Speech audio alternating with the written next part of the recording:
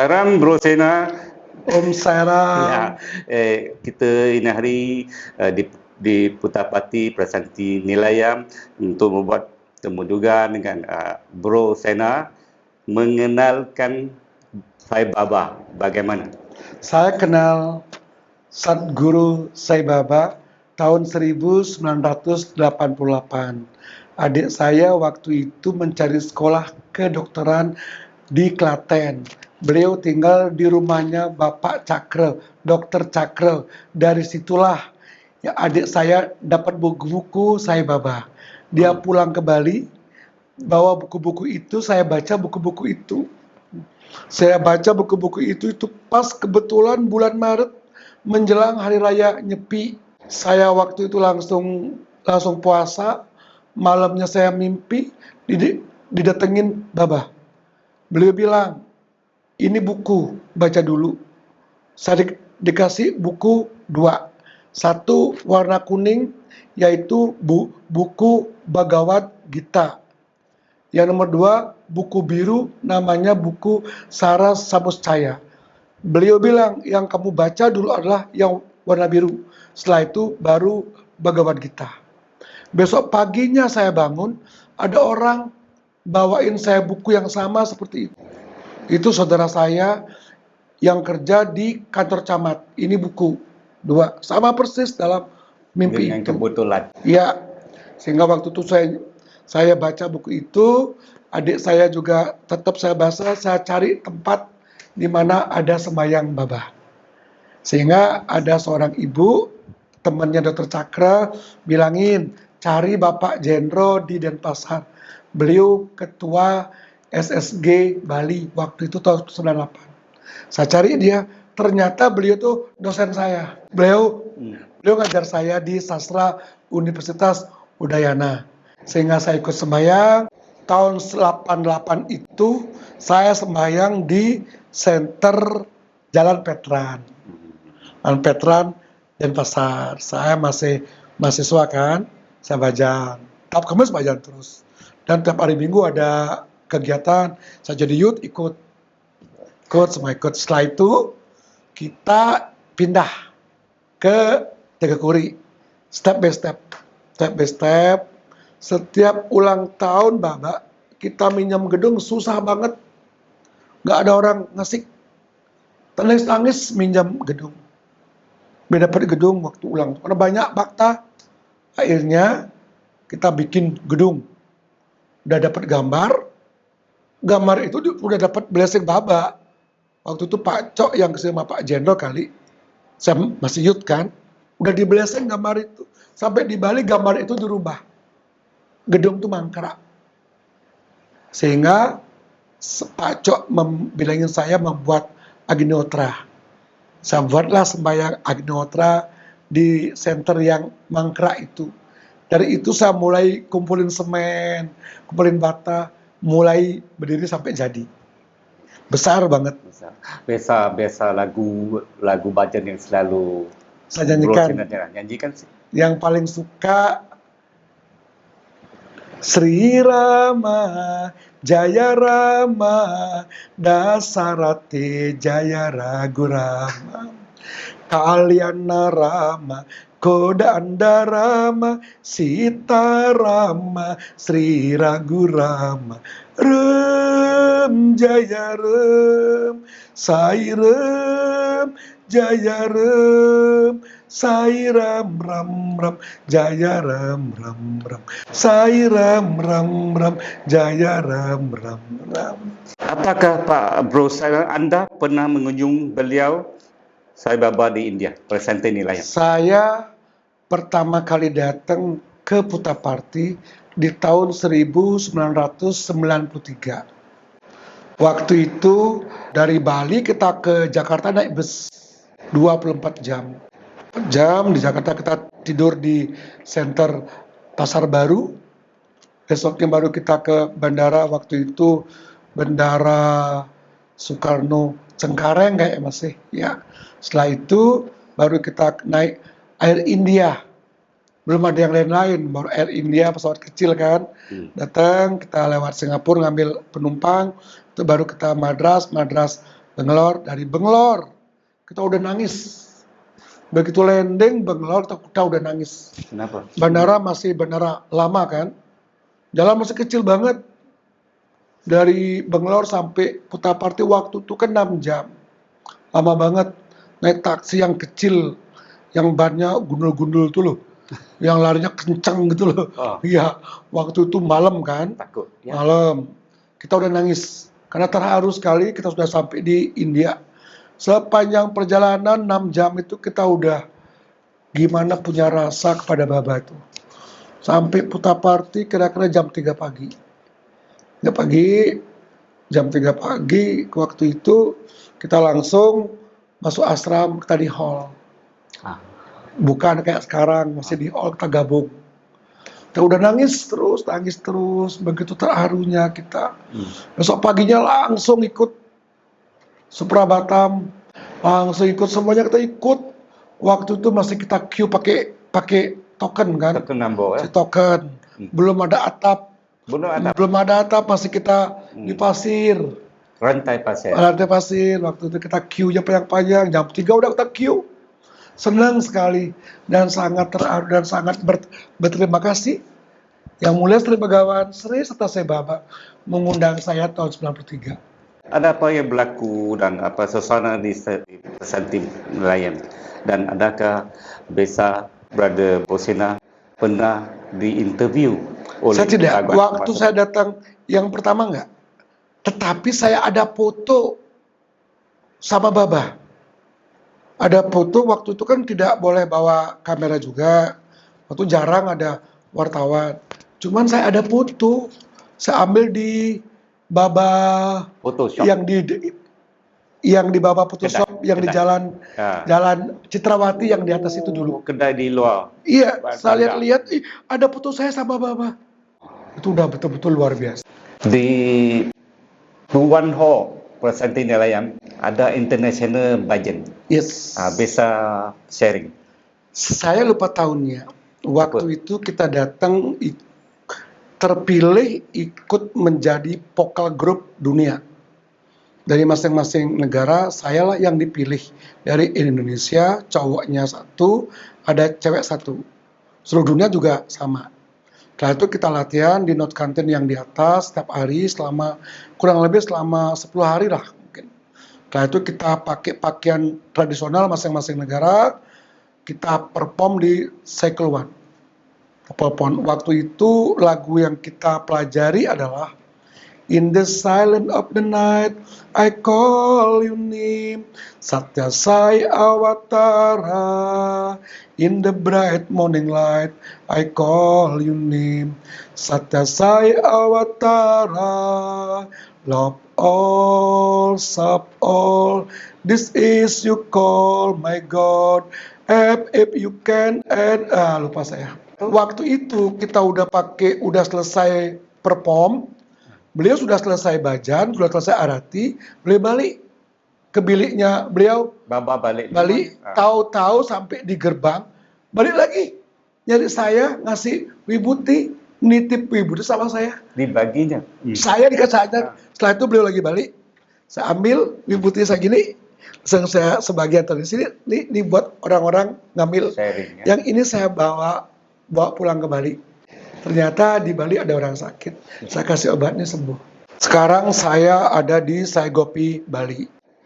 Center Saigopi Bali dibangun oleh Bapak Edi Purnomo. Center ini sangat indah, sangat bagus, luar biasa. Nah, saya di situ menjadi penasehat Saigopi Bali. Aktiviti yang kita buat adalah mengadopsi satu sekolah primary school yang dekat center, yang diterima bagus oleh masyarakat setempat. Kita memberikan dukungan donation, memberikan human values di situ, dan hasilnya luar biasa. Dan aktiviti yang lain adalah kita melakukan pelayanan kesehatan gratis. Kita mengajak dokter gabung sama kita, memberikan pelayanan kesehatan gratis kepada masyarakat dekat center Saigopi Bali. Masyarakat datang Ramai-ramai. rame-rame ke situ. Yang blood donation kita kasih sembako, parkir miskin saya kasih sembako yang di sekitar center. Setelah itu kita memberikan bibit penghijauan, ada bibit mangga, bibit kelapa, segala macam untuk mereka tanam. Dia punya lahan, tanam. Dan juga kita mengadopsi salah satu peternak kura-kura yang ada di Pantai Biaung. Itu adopsi dari Sagopi Bali. Kita bikinkan rumahnya kura-kura, kita buatin kolamnya kura-kura, kita kasih donation makannya anaknya kura-kura, setelah itu kita lepas. Setiap bulan Juni, Juli, Agustus. Ya, itu masa yang kura-kura bertelur. Kita amankan, saya kembalikan kepada laut, sehingga dia menyebar. Apa pengalaman yang transform Ya. Bapak kepada Bro Sina? Saya adalah orang yang laki-laki sendiri di dalam sebuah keluarga kecil. Saya laki-laki, saya punya kakak cewek, adik juga cewek. Bapak saya minta anak juga cewek, laki sendiri. Cuman saya dari kecil tidak manja. Dari kecil saya berusaha mandiri. Saya jualan kecil. Ibu saya tukang jahit, jualan di pasar. Saya punya bapak, buka bengkel, jalankan uang juga. Saya pingin punya uang. Saya kecil udah jualan di sekolah. Berat-berat bawa jalan. Jualan saya. Nggak disuruh sama orang tua, saya pingin. Biasa itu punya uang. Dan orang lain masih bermain, saya udah jualan. Nggak disuruh. Ekonomi buat makan cukup. Cuman saya pingin lebih. Sehingga waktu itu selesai saya jualan, mulai SMP, saya kerja di bengkel. Bapak saya punya bengkel, tapi dia bengkel mesin gitu loh. Saya punya saudara jadi tukang cat. Saya ikut dia sambil latihan karate. SMP itu, mulai SMP saya kerja di bengkelnya, saya latihan karate. Suatu ketika SMP ini, saya berkelahi. Direbut 4 orang di sebuah kuburan. Saya kalah. Berdarah semua saya. Sehingga saya pulang, ditanya, ini samain bola. Dia nggak dimarahkan. Saya latihan lagi. Lebih jelas latihan karate lagi. Sehingga jadi orang kuat saya. Sehingga begitu saya mau, saya berkelahi terus. Wah, nggak ada orang berani. Hebat waktu itu kan. Lantas kenal Bapak. Kenal Bapak 1988, saya udah mahasiswa.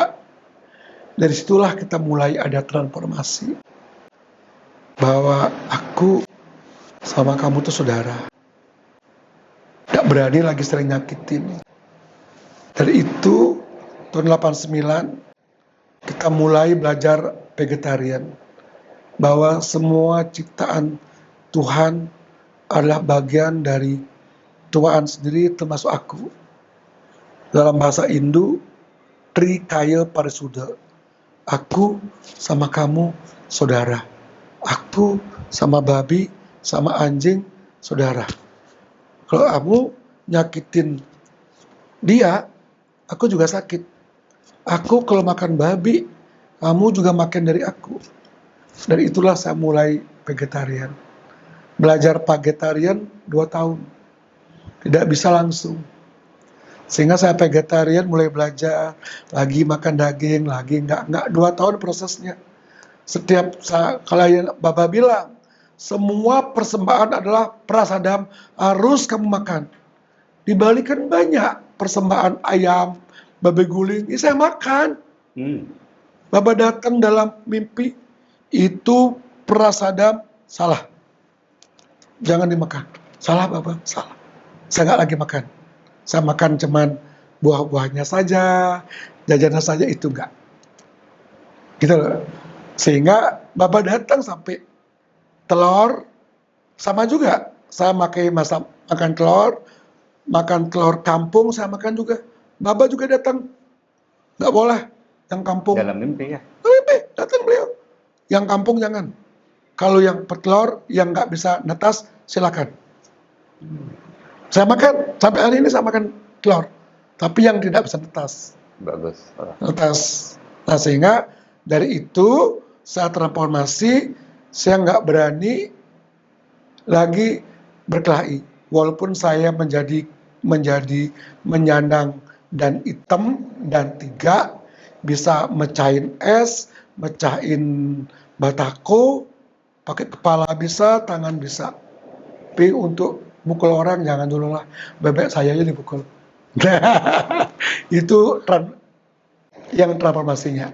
Kongsi dengan kita apa berlakunya miracle yang dalam hidup Bu Rosena. Saya punya miracle, keajaiban sangat banyak. Tapi yang paling hebat buat dunia, khususnya buat Indonesia adalah di tahun 1998. Waktu di Indonesia kacau, di Bali juga sangat kacau waktu itu. Sehingga masa datang banyak ingin merusak. Saya menghentikan mereka. Dengan sekali cakap, orang tuh berhenti. Mau dia duduk. Panas, matanya terik banget. Mereka saya bilang duduk, ya duduk. Tolong jangan pernah bangun, jangan pernah bergerak. Sampai ada yang rusak, saya marah. Diam mereka. Nah, semua diam, ratusan orang nih, panjang, diam. Nah, saya bilangin kepada teman-teman, tolong jaga. Polisi balik ke barak, nggak boleh turun. Biar nggak bentrok antara masyarakat dengan polisi. Oke, Pak Seno, oke siap. Saya pulang, saya sembahyang pada Bapak, saya mohon hujan. Karena saya tahu dengan hujan orang itu akan bubar. Tidak mungkin sanan orang itu lama-lama. Dengan hujan mereka tuh bubar. Saya sembahyang, mohon hujan kepada Begawan. Hujan langsung hujan, trik hilang, di mana datang hujan brus. Saya tenang, mandi, saya makan.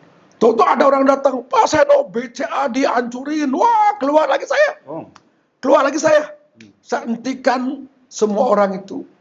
Berkat bantuan kata-kata Baba, saya omongin, mereka semua diam, lama-lama mereka bubar. Siapa itu Sai Baba? Sai Baba adalah semuanya buat saya. Beliau adalah Tuhan itu sendiri, orang tua saya sendiri, teman saya sendiri, tempat saya curah sendiri, yang setiap malam saya bayangin, yang saya sebut namanya, yang saya sering pandang, sering ngajak berbicara, sering nangis sama beliau. Dan beliau adalah penopang hidup saya. Terima kasih banyak-banyak sharing dari Terima kasih. Bu Rosena. Ada kata yang salah, saya mohon maaf. Saya Pada Bro Geri, pada Begawan, si Baba.